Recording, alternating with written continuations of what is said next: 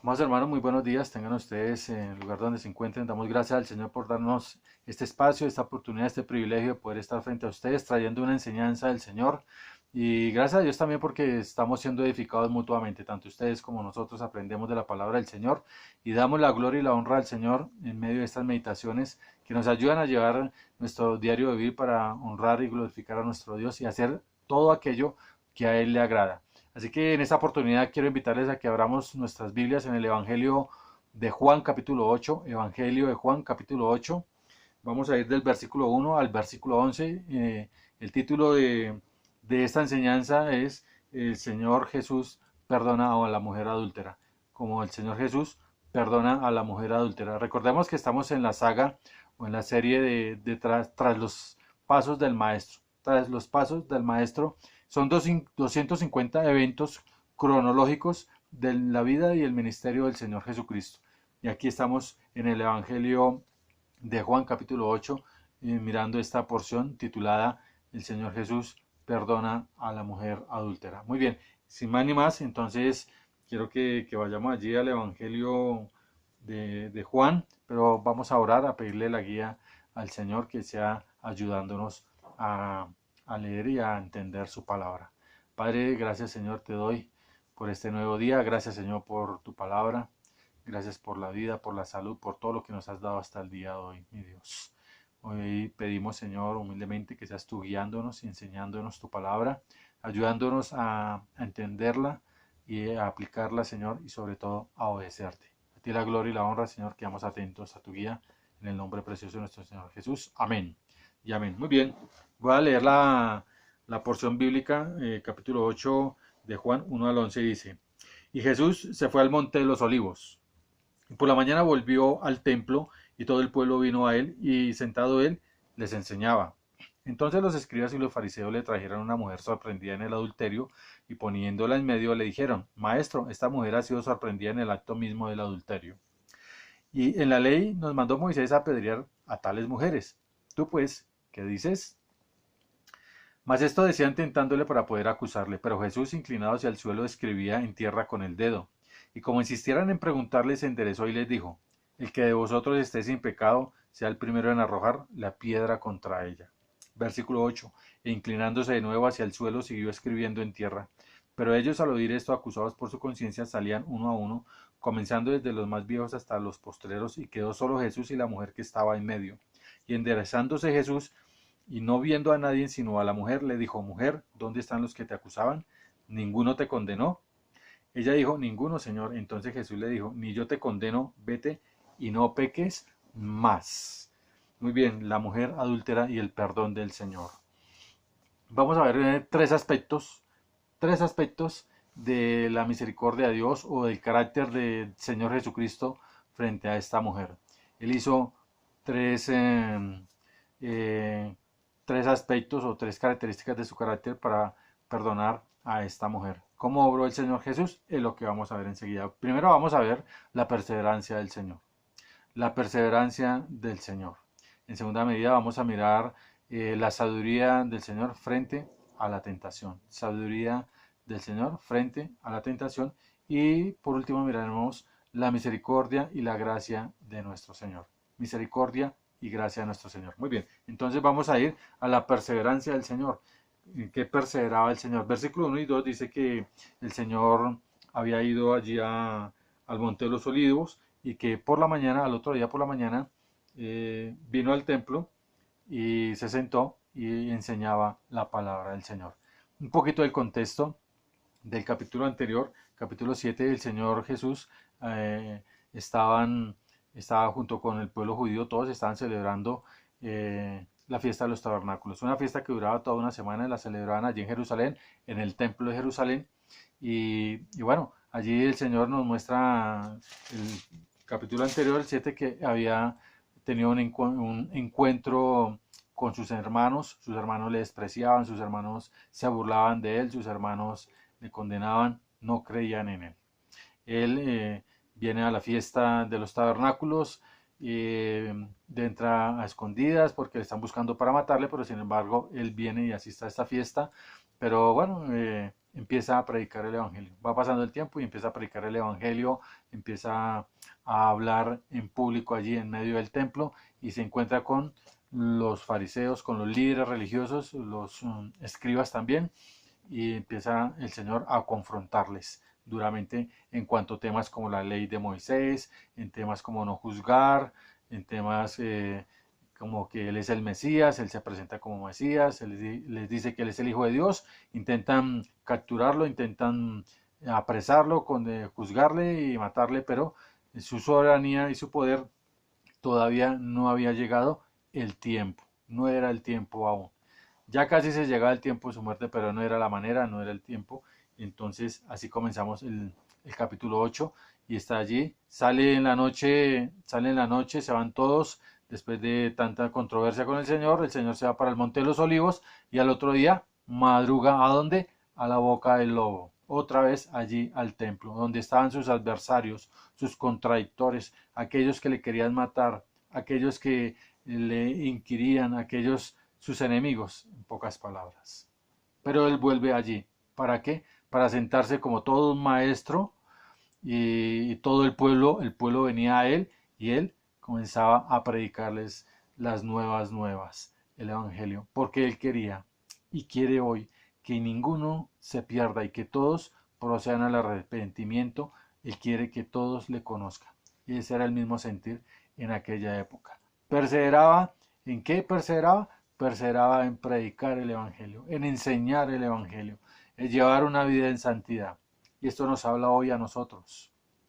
Muchas veces nosotros, donde llevemos el Evangelio, donde llevemos una vida de santidad, donde hagamos todo lo que le agrada a Dios, óigame, siempre vamos a encontrar oposición. El enemigo no se agrada, el mundo no se agrada de que prediquemos del Evangelio, que vivamos en santidad, siempre vamos a andar en oposición, vamos a encontrar oposición por donde vayamos. En nuestra familia extendida vamos a encontrar oposición.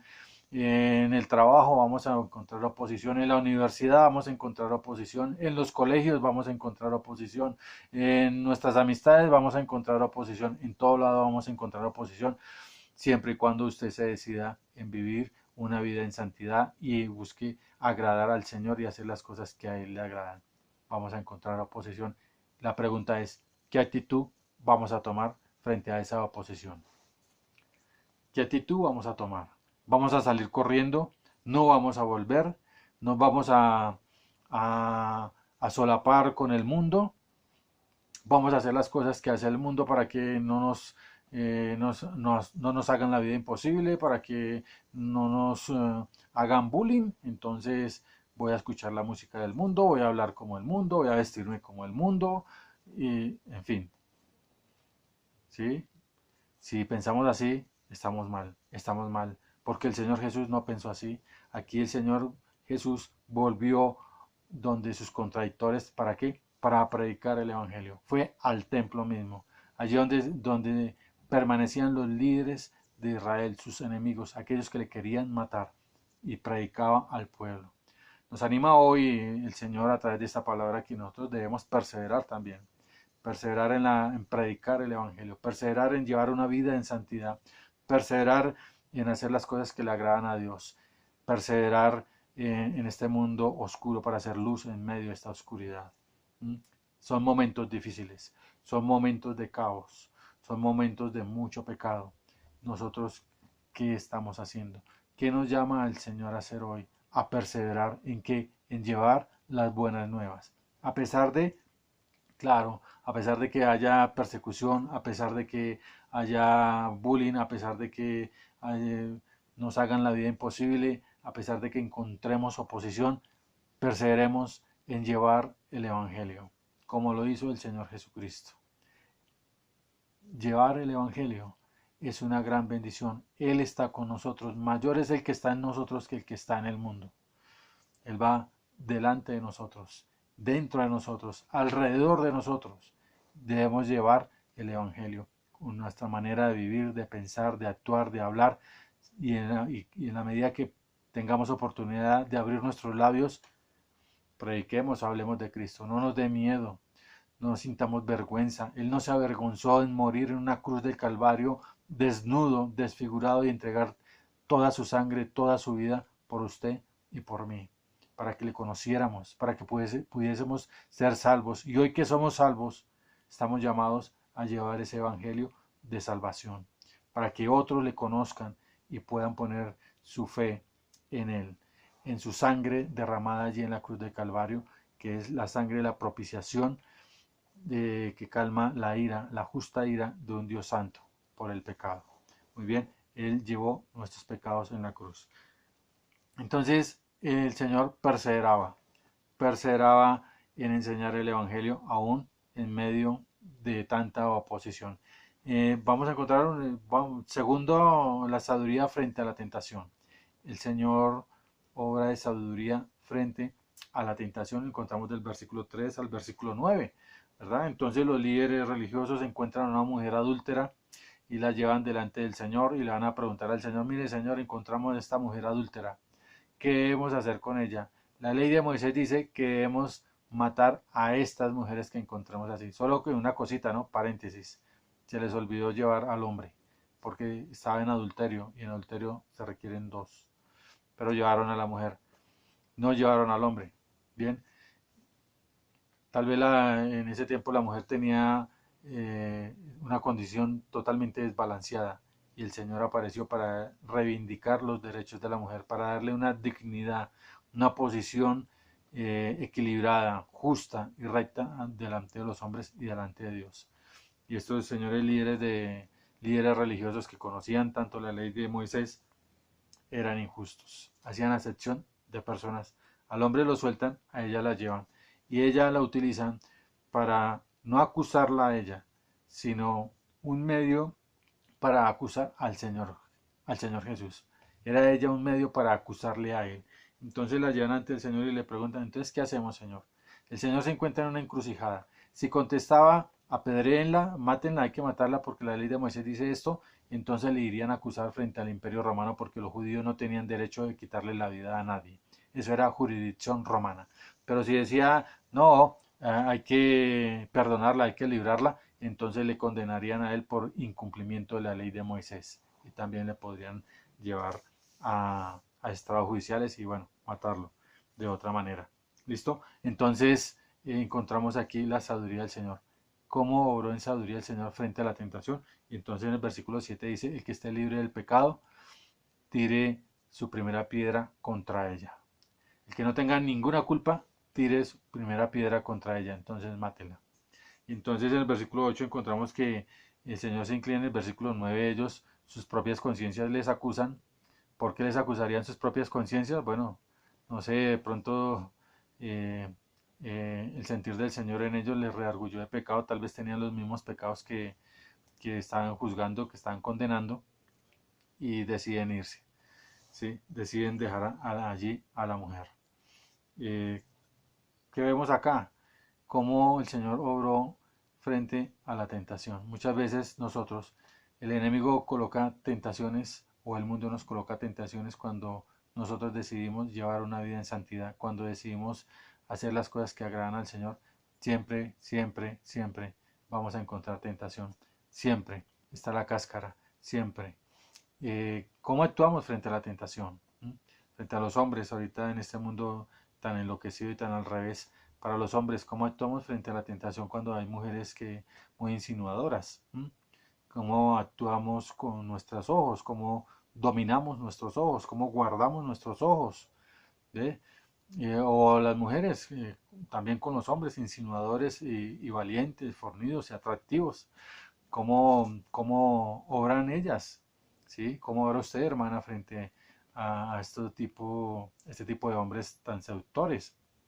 O cómo actuamos cuando vamos al supermercado y nos dan 2.000, 1.000, 5.000, 10.000, 20.000 pesos de más y nos dan esas vueltas de más.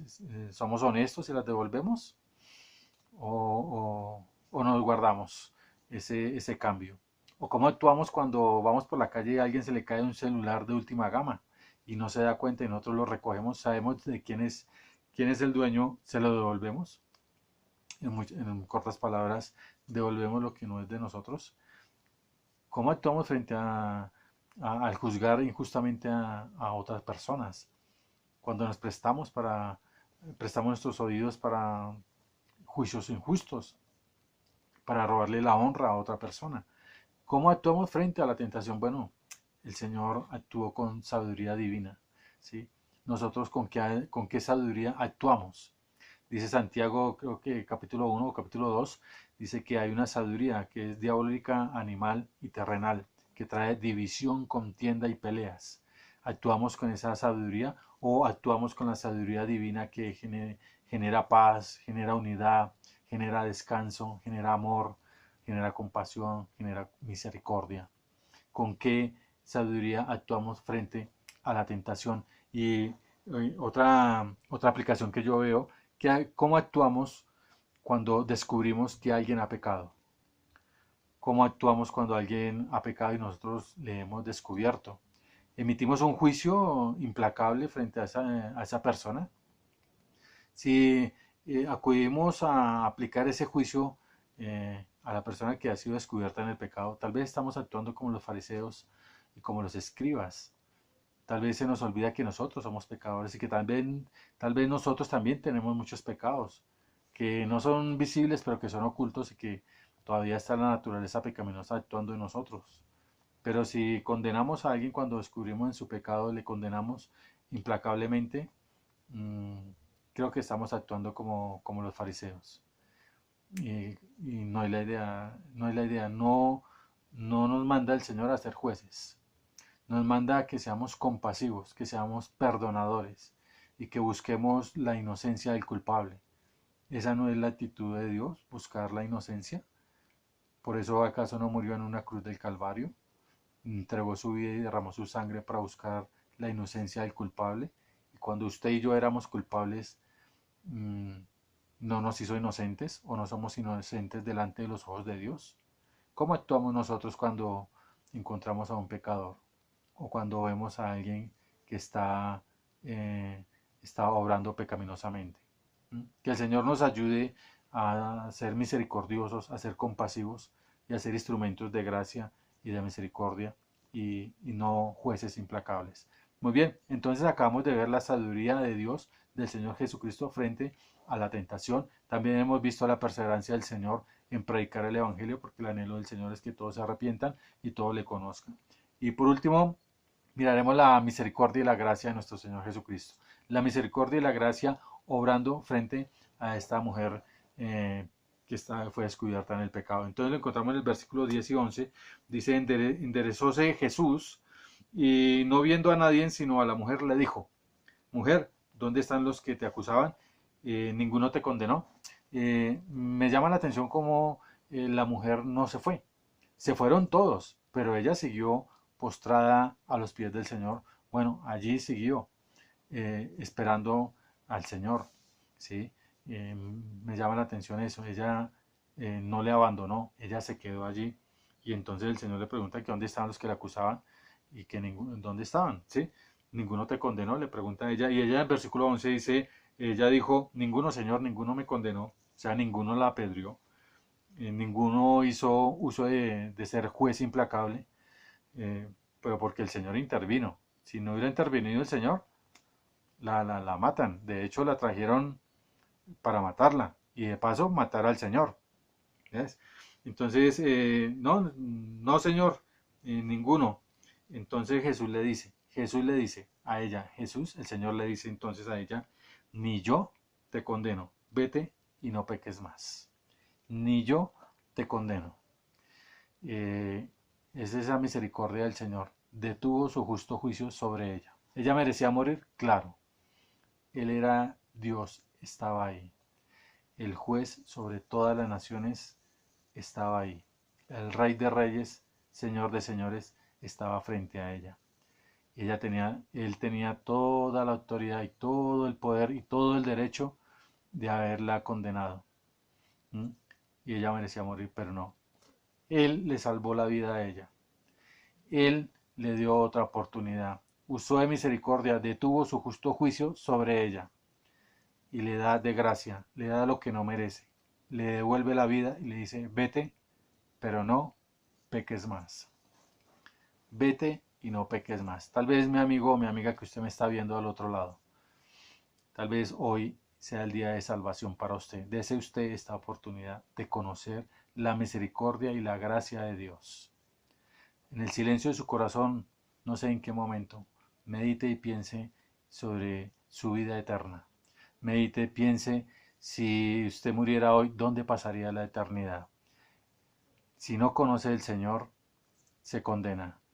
Estamos vivos y le ha dado Él esta vida, un día más de vida, una oportunidad de vivir para que tal vez le conozca y usted se dé esa oportunidad de conocer la misericordia de Él, la gracia de Él, un propósito nuevo para su vida, un nuevo nacimiento, un nuevo comenzar, una vida eterna junto con el Señor, librada de las llamas del infierno, porque todos somos pecadores. No hay ni a un justo, no hay ni uno que no haya pecado contra el Señor. Todos estamos condenados, pero cuando le conocemos, cuando conocemos de su redención, cuando conocemos del justo que murió en la cruz de Calvario, reemplazándonos a usted y a mí, porque usted y yo debíamos morir allí en la cruz. Él lleva ese castigo, ese justo juicio de Dios, del Padre, cae sobre él y así condena el pecado. Nosotros debemos es creer en ese justo juicio, creer en que su sangre derramada suplió la justa ira de Dios, y creyendo en ese sacrificio, solamente por creerle y confiar en Él, Él nos hace justos e inocentes delante del Señor. La misericordia y la gracia de Dios pueda recaer sobre cada uno de nosotros, sobre usted si no conoce del Señor. Y si nosotros conocemos del Señor, que nosotros podamos ser hacedores de misericordia, hacedores de gracia, de sabiduría divina, para poder decirle a la tentación no, refrenar el pecado, pero también en la perseverancia en predicar el Evangelio del Señor, porque Él quiere que todos procedan al arrepentimiento, que todos seamos salvos. Al Señor la gloria. Muchas gracias, hermanos, por estar atentos en este devocional. Que el Señor nos ayude, que el Señor nos dé sabiduría y nos ayude a predicar el Evangelio, a llevar una vida en santidad y a hacer uso de su sabiduría y a ser misericordiosos y llenos de gracia para en el lugar donde Él nos coloque. Al Señor la gloria. Quiero terminar en una corta oración. Señor, gracias, bendito Dios, por esta enseñanza. Guíanos, Padre, en lo que tú tienes que guiarnos, y ayúdanos, Señor, a hacer lo que a ti te agrada, Dios. Gracias por el sacrificio perfecto. En el nombre de Jesús damos muchísimas gracias, Señor. Amén y amén. Muchas gracias. Dios les bendiga.